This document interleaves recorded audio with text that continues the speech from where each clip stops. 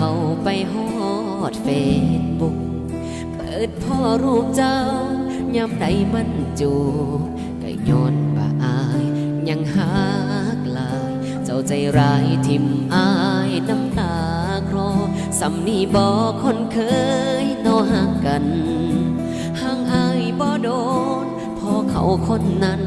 เจ้าเป็นความสำคัญเคียอายจนพ้นใจสเตตัสของคนถึกทิมน้องอ่านแล้วยิ้มแต่เอ้ยนั่งให้เจ็บแทนน้อหัวใจผู้หายพ่ายหาสเตตัสของน้องสมว่าไอ้น้ำตาพังเห็นน้องหาเขาคือสิลืมแล้วน้องหาเขาที่เจ้าบ่อยากจำ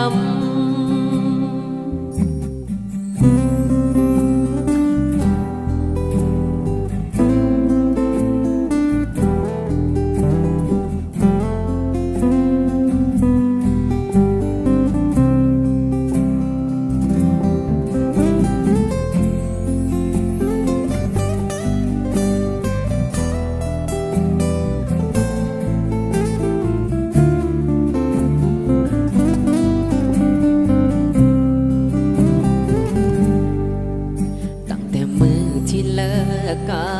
บเจ้าอ้ายนอนเศร้านอนเหงาบ่อยากลุกดีใจน้ำเด้อ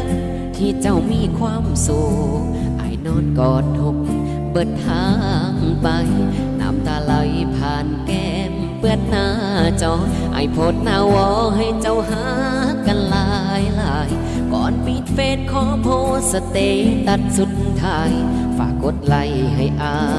ยแน่เด้อคันใดอ่าน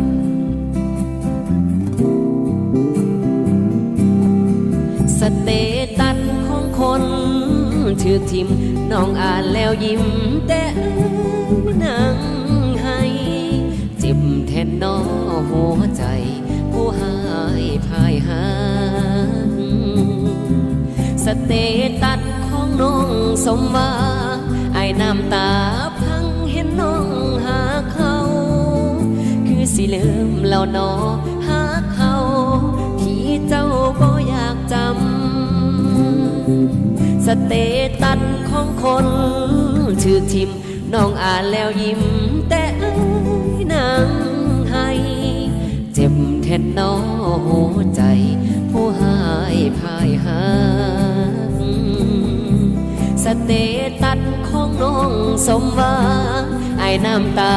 พังเห็นน้องหาเขาคือสิลืมแล้วน้อหาเขาที่เจ้าบ่อยากจำคือสิลืมแล้วน้อหาเขาที่เจ้าบ่อยากจำ